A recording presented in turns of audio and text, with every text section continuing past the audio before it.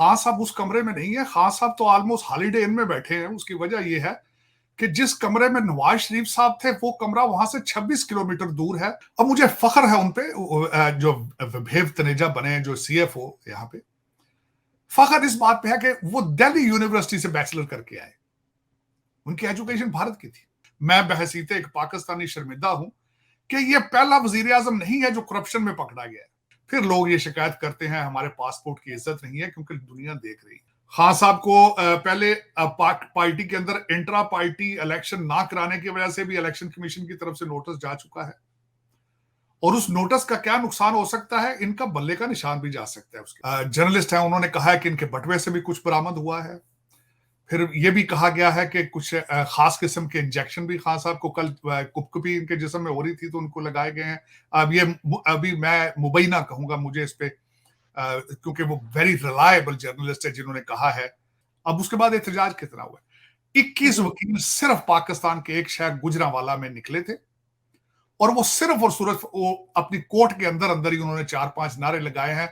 जब पुलिस इकट्ठी होकर दरवाजे पे आई तो उन वकीलों ने भी जुर्रत नहीं की कि वो कोर्ट के प्रेमिसेस से बाहर निकल के ना। पहले खैर मैं कहता हूँ पाकिस्तान में ना जमहूरियत है, जहां जमहूरियत ना हो वहां सियासत का क्या काम है। पिछले एक जो जज साहब थे जिन्होंने रॉयल जज साहब ने रॉयल ट्रीटमेंट दी थी, मर्सिडीज गाड़ी मंगाई थी, वो शायद चीजें इनको मुयसर नहीं है अभी तक।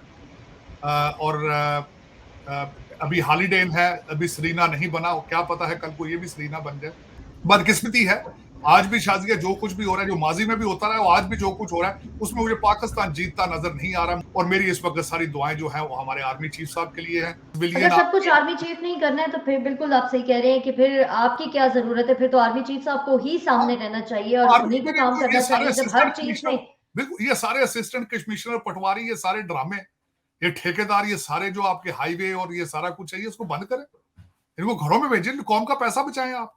कि एक नए प्राइम मिनिस्टर के लिए नाम आईएमएफ के एक एम्प्लॉय का आ रहा है फिर दोबारा फ्रंट के ऊपर। इससे बड़ी भी कोई, मेरा मकसद है कि कोई बेइज्जती होगी कि एक बंदा पाकिस्तान में रहता ही नहीं है, जो वो पाकिस्तान के मसाइल पाकिस्तानियों का हल किस तरह निकालेगा भाई। वो तो मुलाजिम है आईएमएफ का, वो तो अमेरिकन इंटरेस्ट को सर्व करेगा यहाँ पे। पाकिस्तान की बदकिस्मती, पाकिस्तान की तबाही के अंदर सबसे ज्यादा इस वक्त जो हाथ है वो अमेरिकन और ब्रिटिश एजुकेटेड जो आपकी रूलिंग एलीट है, इनका हाथ है। पाकिस्तान, मैं कहता हूं इनके ऊपर बैन होना चाहिए कि इनको बड़ी पोजीशनों पे ना लगाया जाए, क्योंकि इनके ज़हन के अंदर पाकिस्तानी प्रॉब्लम्स का कोई हल मौजूद ही नहीं है। लेकिन मैंने कई इस तरह के पाकिस्तानी देखे हैं फेक किस्म के, जो इंग्लिश में बात करना पसंद करते हैं, उर्दू में भी नहीं करते। कहीं लोग कहीं हमारी बेइज्जती होती, गोरा बनने की कोशिश करते हैं, हालांकि शक्ल से फिटे मुंह पड़ी होती, लेकिन क्या किया जाए। बिस्मिल्लाहिर्रहमानिर्रहीम, अस्सलाम वालेकुम नाज़रीन, आप देख रहे हैं फोर कॉर्नर्स विद तारड़। मैं हूं शाज़िया निगर, मेरे साथ साजिद तारड़ साहब मौजूद हैं। और अस्सलाम वालेकुम साजिद साहब, कैसे हैं आप? वालेकुम सलाम, थैंक यू शाज़िया। साजिद साहब, सुना है आपके एरिया में काफ़ी तूफान वगैरह आ रहा है और काफ़ी वहाँ के हालात जो हैं वो ख़राब हुए हैं, काफ़ी लोग मुतासर हुए हैं। इस पे भी बात करना चाहेंगे, लेकिन इसके साथ हम चाहेंगे कि हम पाकिस्तान के जो सियासी मंजरनामा है उसके ऊपर बात करें। ख़ास तौर पे इमरान खान साहब की गिरफ्तारी के ऊपर। चेयरमैन तहरीक इंसाफ इमरान खान साहब को गिरफ्तार करने के बाद अटक जेल मुंतकिल किया गया है। ये वही जेल है जहाँ पर नवाज शरीफ साहब को रखा गया था जब उनको गिरफ्तार किया गया। और जब इमरान खान साहब अमेरिका आए थे अपने दौरे वजारत में, जब वो वजीर आजम थे, तो उस वक्त उन्होंने यहाँ पर तकरीर में एक बड़ा अहम बात की थी कि मैं जाते ही नवाज शरीफ के कमरे से एसी उतरवा दूंगा।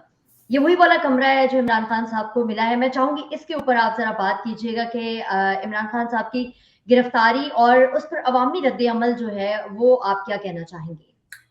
शाज़िया, सबसे पहले तो मैं ये करेक्शन थोड़ी सी करना चाहूंगा कि खान साहब उस कमरे में नहीं है। खान साहब तो ऑलमोस्ट हॉलीडे इन में बैठे हैं। उसकी वजह यह है कि जिस कमरे में नवाज शरीफ साहब थे वो कमरा वहां से 26 किलोमीटर दूर है, और वो अटक किले का हिस्सा है, और वहां पे नवाज शरीफ साहब को हफ्तों सूरज की रोशनी नहीं मिलती थी। बल्कि ये तो जो खान साहब जहां बैठे वहां पे तो हॉलीडे इन है, वो तो बिल्कुल मुख्तलिफ है, बिल्कुल उससे it's not near where the Nawaz Sharif was और वेयर द अदर पीपल। वो अटक किले का नाम ही बहुत खौफजदा है, लेकिन खान साहब वहां पे नहीं है, और खान साहब की बातें भी सुनी जा रही हैं, सारा कुछ हो रहा है। लेकिन उससे पहले मैं ये कहना चाहूंगा कि पाकिस्तान की हिस्ट्री के अंदर एक और बदतरीन चैप्टर ये है, इस खान साहब की अरेस्ट को, ये फैसला जो रिप्रेजेंट कर रहा है, मैं बहसीते एक पाकिस्तानी शर्मिंदा हूं कि ये पहला वजीर आजम नहीं है जो करप्शन में पकड़ा गया है। पहले भी कई वजीर आजम जो है सिर्फ करप्शन की वजह से पकड़े गए। ये क्या, ये इस्लामी जमहूरिया पाकिस्तान के अंदर क्या यही इस्लाम है, या क्या यही पाकिस्तानियत है कि आपने दुनिया के को दिखाने के लिए आपका रियासत मदीना के आप ठेकेदार हैं, दुनिया को दिखाने के लिए आप अय्या का नाब्दुन अय्या का नस्तईन है, लेकिन आपके पास घड़ियों का कोई सवाल जवाब नहीं है। जो लोग प्राइवेट जहाजों पे लेकर जाकर दुबई में घड़ियां बेचते रहे हैं, वो कौन थे? वो रियासत मदीना के ठेकेदार थे, वो कौन थे? ये एक चैप्टर है, बदतरीन चैप्टर है, और मैं समझता हूं कि शर्मिंदगी के अलावा कुछ भी नहीं। फिर लोग ये शिकायत करते हैं हमारे पासपोर्ट की इज्जत नहीं है, क्योंकि दुनिया देख रही है। अब उसमें खासकर मैं ये बताना ये चाहूंगा कि खान साहब ने बड़ा, पीटीआई के कल एक वकील जो उनको मिलके आए, पंचोता साहब, उन्होंने भी कहा कि बातें क्या हुई हैं। जो अमीरुल मोमिनीन है वो फरमा रहे हैं मुझे अगवा किया गया है, हालांकि वहां पे पुलिस के पास वारंट मौजूद थे। जी, बिल्कुल, ये इन्होंने कहा जा रहा है कि वारंट दिखाए नहीं गए, बल्कि दिखा बुशरा बीबी के इन्होंने कहा है कमरे कि का दरवाजा भी तोड़ने की कोशिश की गई। इन्होंने कहा कि इस्लामाबाद में कोर्ट में फैसला आया तो चंद मिनटों में ये किस तरह पहुंच गए, क्योंकि वो फैसले व्हाट्सअप हुए हैं, फैक्स हुए हैं। दूसरा, मैं ये आपको याद कराना चाहूंगा, आपके दौर में मोहसिन बेग के खिलाफ ये फैसला लाहौर से हुआ था और मिनटों के अंदर एफआईआर उनके घर में घुस गई थी इस्लामाबाद में। तो ये इस तरह की बातें करना ज्यादती है मेरे ख्याल में। अब मैं उसका थोड़ा सा इस पे मजीद जो मेरा उससे एक्सपीरियंस जो मैं देख रहा हूं कि इस अरेस्ट के बाद क्या हो रहा है क्या नहीं हो रहा है। खान साहब को पहले पार्टी के अंदर इंट्रा पार्टी इलेक्शन ना कराने की वजह से भी इलेक्शन कमीशन की तरफ से नोटिस जा चुका है, और उस नोटिस का क्या नुकसान हो सकता है, इनका बल्ले का निशान भी जा सकता है उसकी वजह से। फिर जो उसमें कहा गया, कहते हैं दरवाजा तोड़ा गया है, आप अंदर बैठे थे, वो दरवाजा खटखटाता रहा है वो डीआईजी वहां पे इस्लामाबाद निज़मान पार्क। तो एक तो गलत आपने दरवाजा खोला क्यों नहीं? आपको पता था कि आप अंदर बैठ के बोल और दूसरे टीवी देख रहे थे, आपको पता था कि पुलिस आने वाली है, आप क्यों नहीं दरवाजा खोला? गलती आपकी है या डीआईजी की है जिसने 2 धक्के मारे हैं दरवाजे को? लेकिन वो कहा जा रहा है कि मुंह पे कपड़ा चढ़ाया है, नहीं चढ़ाया। आपने कितने लोगों के मुंह के ऊपर कपड़े चढ़ाए थे? आपको ये भी अकेले बैठ के सोचना चाहिए कि आप अपने दौर के अंदर क्या करते रहे लोगों के साथ। मोहसिन बेग साहब का इंटरव्यू अगर फुर्सत मिले, जो जावेद चौधरी साहब को उन्होंने रिसेंटली दिया है कि उनको किस तरह तशद्दुद का निशाना बनाया गया था, वो भी किसी दिन सुन ले आप बैठ के अगर। लेकिन इसमें कुछ चीजें जो है वो यहां तक है, एक बड़े मुस्तरद आपके वहां पे जर्नलिस्ट हैं, उन्होंने कहा है कि इनके बटवे से भी कुछ बरामद हुआ है। फिर ये भी कहा गया है कि कुछ खास किस्म के इंजेक्शन भी खान साहब को कल कुपकुपी इनके जिस्म में हो रही थी तो उनको लगाए गए हैं। अब ये अभी मैं मुबैना कहूंगा मुझे इस पे, क्योंकि वो वेरी रिलायबल जर्नलिस्ट है जिन्होंने कहा है कि खान साहब को की तबीयत खराब थी कल और उनको इंजेक्शन लगाए गए हैं डॉक्टरों की मर्जी से। मैं उसका दवाई का नाम नहीं लेना चाहूंगा जिसके इंजेक्शन उनको लगाए गए हैं। लेकिन ये कि अब उसके बताना चाहूंगा कि लोग निकले कितने थे, अब उसके बाद एहतजाज कितना हुआ। 21 वकील सिर्फ पाकिस्तान के एक शहर गुजरांवाला में निकले थे, और वो सिर्फ और सिर्फ वो अपनी कोर्ट के अंदर अंदर ही उन्होंने 4-5 नारे लगाए हैं। जब पुलिस इकट्ठी होकर दरवाजे पे आई तो उन वकीलों ने भी जुर्रत नहीं की कि वो कोर्ट के प्रेमिसेस से बाहर निकल के नारे लगाएं या ट्रैफिक को रोकें। सिर्फ 21 लोग निकले थे। ज्यादा कौन निकल रहे हैं? हमारे ओवरसीज पाकिस्तानी जो कि अपने अपने मुल्कों में, जो अमेरिकन सिटीजन है, जिनको कुछ पता नहीं है कि डेमोक्रेट पार्टी क्या है, रिपब्लिकन पार्टी क्या है, यहां रहना है, हमने कैसे रहना है, हमारे बच्चे कहां जाएंगे, वो इस तरह के सड़कों पे निकले हैं। खामखा किस्म के वो एक हमारे यहाँ पे पाकिस्तान से आए हुए जो कई इस वक्त लोग कई भागे हुए पाकिस्तान से, वो अपना सारा अपनी एनर्जी यहाँ जाया कर रहे हैं, टाइम जाया कर रहे हैं। यहाँ पे लोग इकट्ठे हैं, यहाँ भी और लंदन में भी कुछ लोग इकट्ठे हैं। एक और आपके जर्नलिस्ट ने एक ट्वीट किया है, मैं समझता हूँ बहुत गैर जिम्मेदार ट्वीट किया है आपने, इनके एक लीडर ने जो गुलूकार है, उसने अपने ट्वीट में लिखा है कि हल यूनिवर्सिटी ने जो जज है हुमायूं, उसको जी उसके खिलाफ उन्होंने एक्शन शुरू, वो क्यों करेंगे अभी? वो लंदन में हल यूनिवर्सिटी का दिमाग खराब है कि मेरा मकसद है उसके खिलाफ जाएंगे? वो कहते हैं जी उन्होंने उसको यूनिवर्सिटी से कहा जी हम इसको नहीं पढ़ाएंगे, इसको बाहर निकाल दो। कैसी यार वो बातें करते हो? लेकिन हुँ, एक इस तरह का मफरूजा डेली बेस पे निकाला जा रहा है। इससे पहले मैं आपको हफ्ता पहले एक और बात खान साहब के अरेस्ट से पहले, अब मायूसी इतनी हो चुकी है कारकुनान के अंदर, या वो जितना मेरा मकसद है, रूमर्स उड़ाते रहे हैं कि जी खान साहब आर्मी चीफ से मुलाकात हो गई है, हालात हुँ, ठीक होने वाले हैं, 1 हफ्ते 10 दिन में सारा कुछ आर्मी चीफ साहब हमारे साथ होंगे, हम ये कर देंगे। बट पता नहीं है कि क्या लोग चाहते हैं। खैर दूसरा ये कि पार्टी है भी सिर्फ ट्विटर पार्टी है, इसके अलावा इनका जमीनी हकायक के साथ या जमीनी कोई नहीं। मैंने आपको कहा था इस पार्टी के एक ग्रुप तो ऐसा है कि पाकिस्तान का हर करप्ट अफसर जो है उसकी बीवी और बच्चे वो इस पार्टी के सपोर्टर हैं, और उनके जेहन में ये डाल दिया गया है कि हज उम्रा करने की क्या जरूरत है, यहां रह के पीटीआई के लिए काम कर लो। नौजुबिल्ला में ये उनको उनको यकीन है कि ये सवाब का काम हम कर रहे हैं। हुँ, हमारे बाप की करप्शन, हमारे शोहर की करप्शन जो है वो जायज हो जाएगी पीटीआई के इस मुर्शद को सपोर्ट करने से। तो ये एक रिलीजियस, इसलिए मैं इसको हमेशा कहता हूँ इट्स नॉट अ सियासी पार्टी, अब ये नहीं रही है। पहले खैर मैं कहता हूँ पाकिस्तान में ना जमहूरियत है, जहां जमहूरियत ना हो वहां सियासत का क्या काम है। पहले तो जमहूरियत को दूसरा ये जो सियासी इनको ये इनकी तरबियत की गई है, ये तरबियत है ही नहीं है, क्योंकि आपका जो मजहबी रहनुमा है वो सियासी जद्दोजहद या सियासियत और जमहूरियत में बिलीव ही नहीं करता। जो असेंबलियों के खिलाफ रिजाइन दे देना, जो अपनी मर्जी की असेंबली ना हो, जहां आप अक्सरियत में हो, जिस तरह आजाद कश्मीर की असेंबली, उसको उसमें बैठे रहना, जिस असेंबली के अंदर अपनी मेजोरिटी ना हो वहां से रिजाइन कर देना, ये जमहूरी इकदार नहीं है। तो वो मैं पहले ये अफसोस के साथ कहूंगा कि पाकिस्तान का एक और डार्क चैप्टर है। मैं समझता हूं कि इस कदम को बहुत पहले उठा लेना चाहिए था। अब मैं अटक की बात करना चाहूंगा कि अटक की जेल, जिस जी, तरह आपको मैंने कहा है कि ये 1905 में अंग्रेजों ने ये जेल भी बनाई थी, और हुँ, इस हुँ, जेल में जो है, जो मैं इस जेल के बारे में जो मेरी रिसर्च है, ये देखा है, वो ये है कि दरियाए सिंध के अंदर जो है उसके किनारे पे बनाई गई थी, और ज्यादातर लोगों को रखा जाता था। एक तो मौसम की शिद्दत अजीब सी है वहां पे। कल मैं इसके बारे में पढ़ रहा था कि वहां एक तो मच्छर और मक्खियां बहुत ज्यादा होती हैं, ये को खास साहब के बैरक में छोड़ी नहीं जा रही, उस इलाके के अंदर जो वहां पे हबस है उसकी वजह से हो जाता है। दूसरा एक पंजाबी का लफ्ज है, कहते हैं कि वहां मौसम की उसकी हबस की वजह से लागा लग जाता है, आपकी स्किन जो है वो खराब होती है बगलों के नीचे से। और उसके बाद यहाँ पर ये भी चीज है, इसमें देखा जाता है जी, कि इसके अंदर ना बी क्लास है ना ए क्लास है, सिर्फ सी क्लास है। लेकिन खान साहब को बी क्लास में ऑलमोस्ट अपग्रेड कर दिया गया है, खान साहब की मर्जी से वहां चीजें उनको दे दी गई हैं, जिस तरह की कुर्सी वगैरह उनको देना, बैठने के लिए चीजें उनकी, उनके हुँ, वकला भी उनको मिल चुके हैं। लेकिन जिस तरह वो हमारे पिछले एक जो जज साहब थे, जो जिन्होंने रॉयल रॉयल जज साहब ने रॉयल ट्रीटमेंट दी थी, मर्सिडीज गाड़ी मंगाई थी, वो शायद चीजें इनको मुयसर नहीं है अभी तक। और अभी हॉलीडे इन है, अभी सरीना नहीं बना, क्या पता है कल को ये भी सरीना बन जाए। अभी तक लेकिन ये वो जेल नहीं है जहां नवाज शरीफ साहब को और दूसरे सियासी कैदियों को रखा जाता था, उनके मुकाबले में ये हॉलीडे इन है। और इसमें डॉक्टर मुसलसल बैठे हैं, जो कि तीन डॉक्टरों में तीन शिफ्टों में डॉक्टर बैठ के इनका चेकअप करते हैं। खान साहब की मर्जी के मुताबिक इन्होंने अगले दिन कहा है मैंने फ्रूट खाना है, फ्रूट दिया गया। ये कैदियों को नहीं दिया जाता, ये सजा में फ्रूट नहीं प्रोवाइड किया जाता, ये भी मैं यहाँ पे अर्ज करना चाहता हूँ।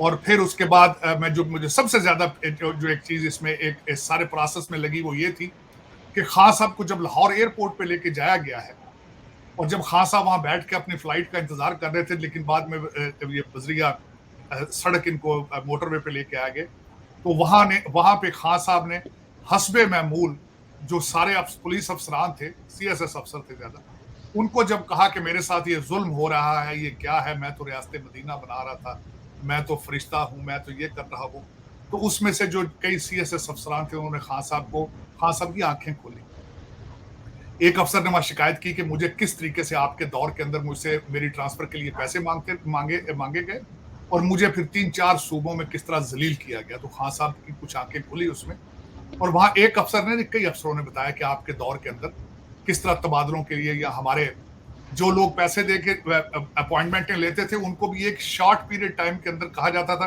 कि इतने देर के लिए तुम्हारी ट्रांसफर की है, इतने पैसे बना लो, बल्कि हमें भी मजीद पैसे बना कर दो। तो वो खान साहब के लिए एक बड़ा अजीब सा वो एक्सपीरियंस था। लेकिन आई एम ग्लैड कि पुलिस अफसरान, मैं समझता हूँ वो हीरो थे कि जिन्होंने इस शख्स के सामने, जो बार बार, बल्कि अगले दिन खान साहब ने जेआईटी के अंदर भी जाके अफसरान को कहा था कि जब मैं दोबारा आऊंगा सियासत में, मैं दोबारा हुकूमत में आऊंगा तो मैं देखूंगा तुम कहां जाते हो। तो इन पुलिस अफसरान, मैं समझता हूँ, बड़े हिम्मत वाले थे, जिन्होंने खान साहब को यह बताया कि आपके दौर में हमारे साथ क्या होता है। ये एक इसमें से अच्छी चीज थी। मेरा ख्याल है कि एटलीस्ट खान साहब को पता है, मेरे ख्याल में ज्यादातर चीजें तो इन्हें पता है, क्योंकि खान साहब के घर के अंदर जो हालात थे, जिस तरीके से आर्मी, उस वक्त के आईएसआई के चीफ जिन्होंने फाइल पकड़ाई थी और खान साहब ने क्या रिएक्शन दिया था, खान साहब को पता था कि उनके दौर में क्या हो रहा है, जो फिर बाद में आजकल जो हमारे आर्मी चीफ हैं किस तरीके से उन्होंने उनको निकाला गया था जब करप्शन की फाइल दी गई थी। कोई नई बात तो नहीं है, लेकिन किसी और ने भी फर्स्ट हैंड इंफॉर्मेशन खान साहब को उस एयरपोर्ट के अंदर लाउंज में बताया कि हमारे साथ आपके पीरियड में क्या होता है। लेकिन बदकिस्मती है, आज भी शाजिया जो कुछ भी हो रहा है, जो माजी में भी होता रहा है, आज भी जो कुछ हो रहा है, उसमें मुझे पाकिस्तान जीतता नजर नहीं आ रहा। मुझे पाकिस्तान की फलाह और जो बेहतरी है वो बिल्कुल नजर नहीं आ रही। हाँ, एक डार्क चैप्टर क्लोज हुआ है, मैं समझता हूँ ये एक बात है। आगे दुआ करनी चाहिए, और मेरी इस वक्त सारी दुआएं जो है वो हमारे आर्मी चीफ साहब के लिए हैं। और मैं यहाँ पे ये भी बल्कि बताना चाहूंगा कि मैं अगले दिन, आपके कराची के बहुत बड़े बिजनेसमैन है, उन्होंने कहा है कि he support the hybrid system. I think it's a good system for a check and balance on each other. लेकिन मेरे ख्याल में मैं भी किसी हद तक उस चीज को सपोर्ट करता हूं, क्योंकि एक पार्टी को अगर छोड़ दिया जाए तो पाकिस्तान ये तबाह बर्बाद करके रख देंगे, लेकिन उसमें थोड़ा सा बैलेंस ऑफ पावर्स होना चाहिए। साजिद साहब, वजीर आजम शहबाज शरीफ की जो हालिया तकारीर हैं उसके ऊपर आप क्या कहना चाहेंगे? देखिए, मैं उस पर भी एक शर्मिंदगी, मैं उस पर खास कर ये कहना चाहूंगा कि भारा को अगले दिन खास शहबाज शरीफ साहब ने एक फ्लाईओवर का इफ्तिताह किया, और उसमें मैं खास कर उस चीज की कहूंगा, आज भी एक नई स्टेटमेंट उन्होंने दी है। वहां पे हमारे शहबाज शरीफ साहब ने कहा खड़े होके, उन्होंने कहा कि इस फ्लाईओवर के पीछे भी हमारे सिपा सालार हैं, अगर आर्मी चीफ साहब इस पे तवज्जो ना देते तो ये फ्लाईओवर ना बनता। मैं इस तकरीर के ऊपर अपनी राय देना चाहूंगा अफसोस के साथ कि वजीर आजम साहब, अगर आपका सिस्टम इतना नाकाम है, आपकी गवर्नमेंट अगर एक फ्लाईओवर नहीं बना सकती आर्मी की मदद के बगैर, तो आपको ये सिस्टम बिल्कुल बंद कर देना चाहिए। आपके असिस्टेंट कमिश्नर पुलिस और आपका हाईवे डिपार्टमेंट अगर काम नहीं कर सकता, आर्मी चीफ ने ही फ्लाईओवर बनाना है, तो ये इनकी तनख्वाहें बंद करके इनको घरों में भेज दें। और आप शहबाज शरीफ साहब आजकल हर बात कहते हैं, आज भी उन्होंने कहा है कि पाकिस्तान को तरक्की पे डालने के लिए हमारे आर्मी चीफ साहब ने जो कुछ कर रहे हैं, मैं उनकी तारीफ करता हूँ। ये आज की स्टेटमेंट है उनकी, डान के फ्रंट पे। तो आप किस मर्ज की दुआ है फिर? अगर देखा जाए कि आपकी सिविलियन, अगर सब कुछ आर्मी चीफ नहीं करना है तो फिर बिल्कुल आप सही कह रहे हैं कि फिर आपकी क्या जरूरत है? फिर तो आर्मी चीफ साहब को ही सामने रहना चाहिए और उन्हीं को काम करना चाहिए जब हर चीज में। बिल्कुल, ये सारे असिस्टेंट कमिश्नर, पटवारी, ये सारे ड्रामे, ये ठेकेदार, ये सारे जो आपके हाईवे और ये सारा कुछ चाहिए, इसको बंद करें, इनको घरों में भेजें, कौम का पैसा बचाएं आप। मैं शर्मिंदा था उस चीज पे। मैं तो खैर पहले इस चीज पे बिलीव करता हूं कि हमारा पाकिस्तान का कोई सिस्टम ठीक काम नहीं कर रहा है, लेकिन उस पे उन्होंने उस दिन एडमिट किया है, हमारे प्राइम मिनिस्टर ने। उन्होंने कहा जी फ्लाईओवर खान आर्मी चीफ के बगैर नहीं बन सकता था, और पाकिस्तान आगे तरक्की भी नहीं कर सकता आर्मी की सपोर्ट के बगैर। तो फिर आप क्या कर रहे हैं भाई? आपके पास कौन सा डिपार्टमेंट है सिवाय करप्शन के? आपके एमएनएस को तरक्याती मंसूबों के मद में जो पैसे दिए जाते हैं, जो आपने आगे रिश्तेदारों को बना के ठेके देते हैं और उसमें से कमीशनें भी लेते हैं, और फिर नाकस क्वालिटी उसमें लगाई जाती है, ये क्या ड्रामा है? फिर आर्मी को करना चाहिए, हर चीज आर्मी को दें, एटलीस्ट वो ऑर्गेनाइज है। जब भी वो आपके पास कुछ तूफान आता है, कुछ सैलाब आता है, वही आपको बचाते हैं। आप क्या है? आप फिर बताएं, आप किस मर्ज की दुआ है? यही तो मैं कहता हूं कि पाकिस्तान के अंदर अगर देखा जाए तो पाकिस्तान की भलाई किसी डिपार्टमेंट से भी नजर नहीं आ रही है। मैंने आपको पहले क्या कहा, आज भी मेरी उम्मीदें सिर्फ और सिर्फ अपने आर्मी चीफ में, और किसी से कोई उम्मीद नहीं। 3.5 साल जो जुल्म किया गया पाकिस्तान के साथ, उसका कोई जवाब है किसी के पास? पहले 1 साल के हमारा ये अमीरुल मोमिनीन कहते रहे हैं, हम एक पेज पे हैं, बाजवा बाप होता है, बाजवा साहब जो है आर्मी चीफ बाप होता है कौम का। 1 साल 2 साल पहले ये ड्रामा करते रहे, फिर उसके बाद इन्होंने कहा ये मीर जाफर है, ये मीर सादक है, ये न्यूट्रल जानवर होता है। ये क्या ड्रामा है भाई? मैं ये इस ड्रामे को बंद करें आप, आर्मी को करने दे जो भाई। उस मतलब जो है पाकिस्तान तरक्की करे, जैसे भी करे। किसी मुसीबत में अगर फंसे हैं, आज हमारे शहबाज शरीफ साहब ने फिर कहा कि पाकिस्तान की तरक्की के लिए जो आर्मी चीफ है वो वही कर रहे हैं बस। फिर आपकी जरूरत क्या है भाई? और दूसरा, मुझे आज फिर एक सख्त अफसोस ये हो रहा है जी।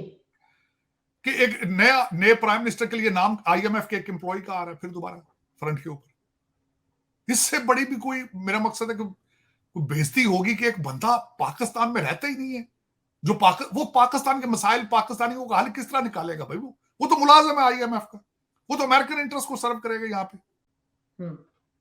बल्कि वो आएगा तो सीपैक भी बंद हो जाएगा, जो आपका पड़ोसी आपके साथ फिर नाराज हो जाएगा।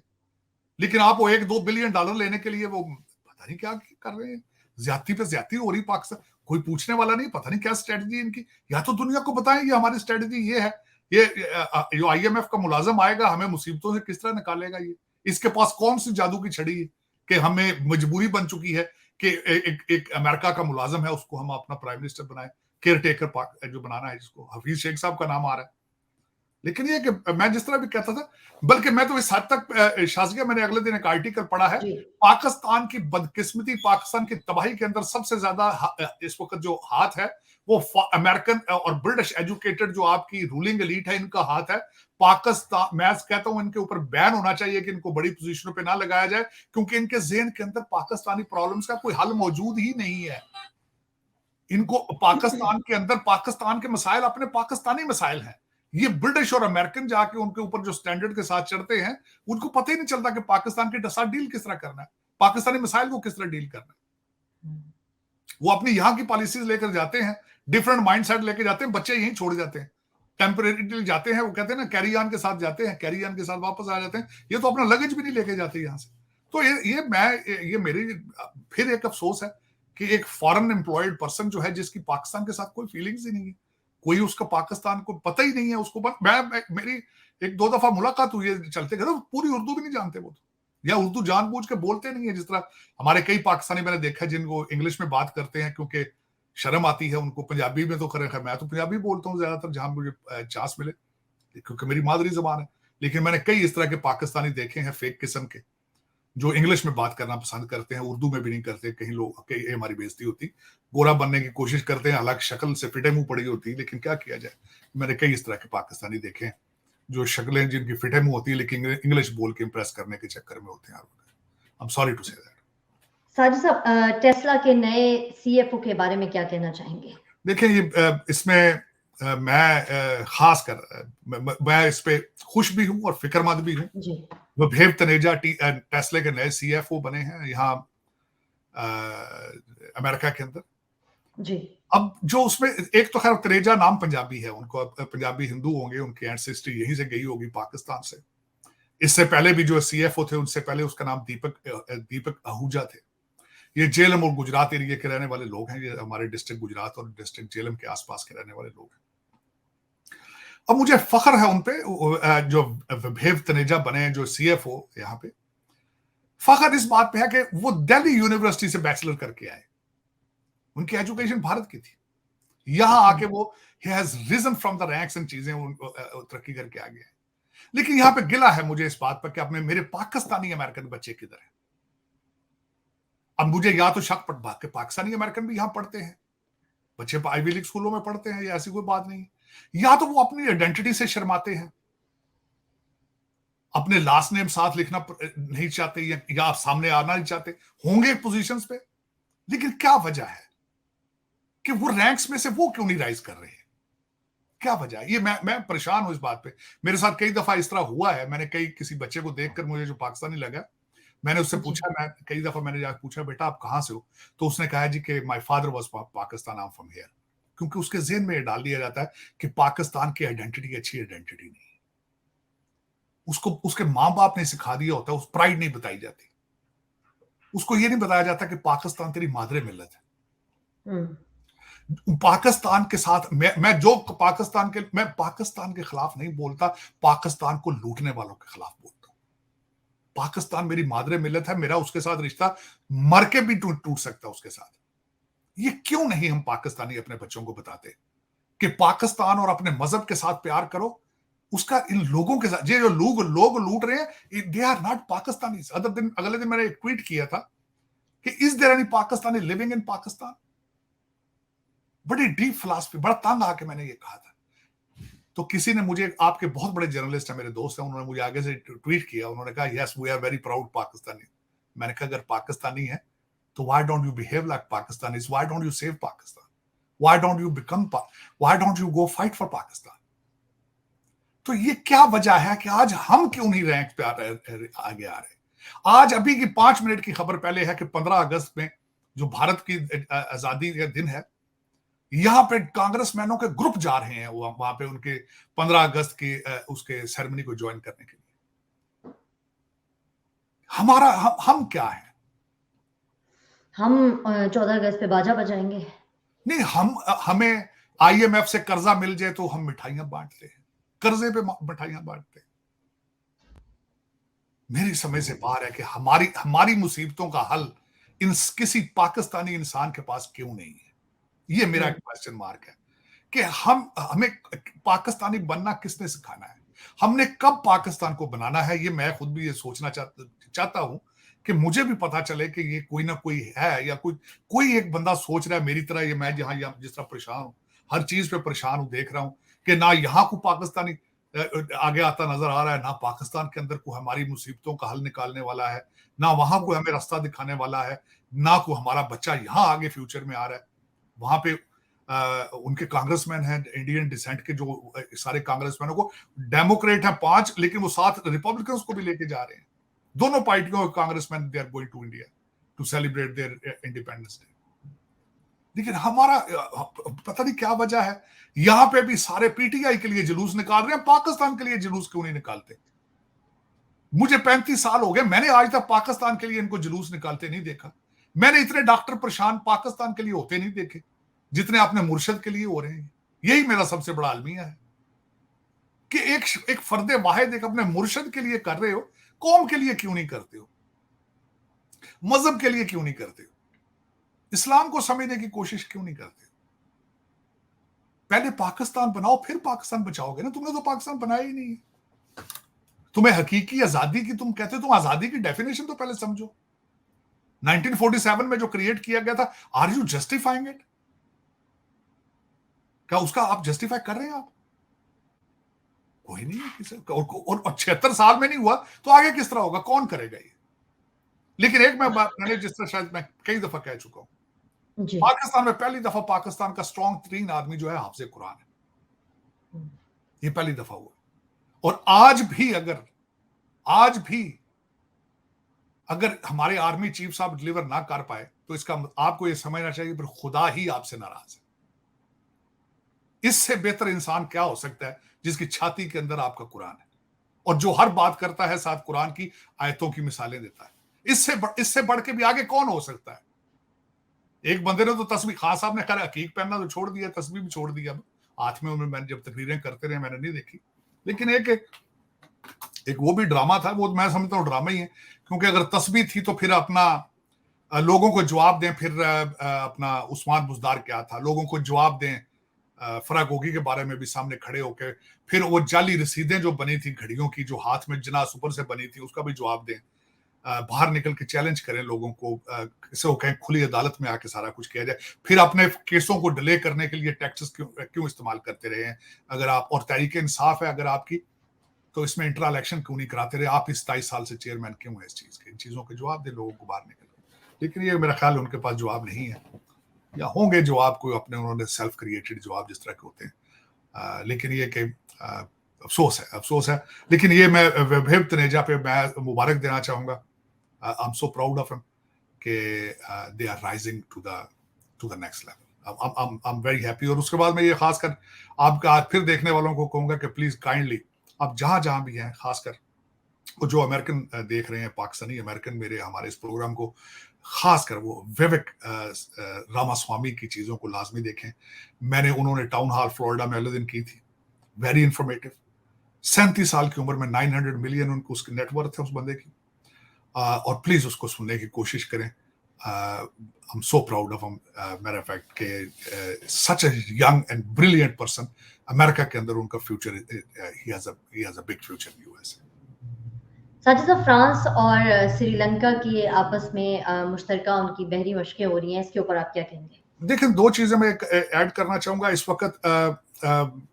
ना सिर्फ़ श्रीलंका के अंदर फ्रांस अपनी नेवल एक्सरसाइज़ेज़ कर रहा है, बल्कि भारत जो है, वो मज़ीद सबमरीन, एटॉमिक सबमरीन्स भी फ्रांस से खरीद रहा है, जी। जिनकी समुंदर में long unlimited period of time तक नीचे पानी में रहने की सलाहियत है उनकी, क्योंकि अंदर ही उनके रिएक्टर भी लगे हैं सबमरीन्स के अंदर। और ये एक नेवल एक्सरसाइज़ की सबसे बड़ी सिग्निफिकेंस ये है कि क्योंकि इंडियन ओशन जो है, it is very important for China, क्योंकि सारा जो तेल उनको चाहिए होता है, वो इंडियन ओशन से होकर चाइना जाता है। इस वक़्त सारी लड़ाई का हुँ, उस जो ताइवान पे जो आगे नया युद्ध की तैयारी हो रही है, वो सिर्फ़ इसी वजह उससे हो रही है, क्योंकि ट्रेड रूट इंडियन ओशन जो है, इट इज़ वेरी इंपॉर्टेंट। हुँ, तो उसका एक तो ये है कि वहाँ एक्सरसाइज़ शुरू हो चुकी है, कर रहा है फ्रांस के साथ श्रीलंका। और ये वही श्रीलंका है जहाँ पे पोर्ट जो है वो चाइना ने बनाई थी। और इस वक़्त और अभी रिसेंटली श्रीलंका के जो प्राइम मिनिस्टर हैं, सदर उनके, वो भारत का दौरे से होकर आए हैं। और भारत ने उनको मज़ीद पैसे देने की भी, इमदाद देने की भी प्रोग्राम उनका है, प्लान।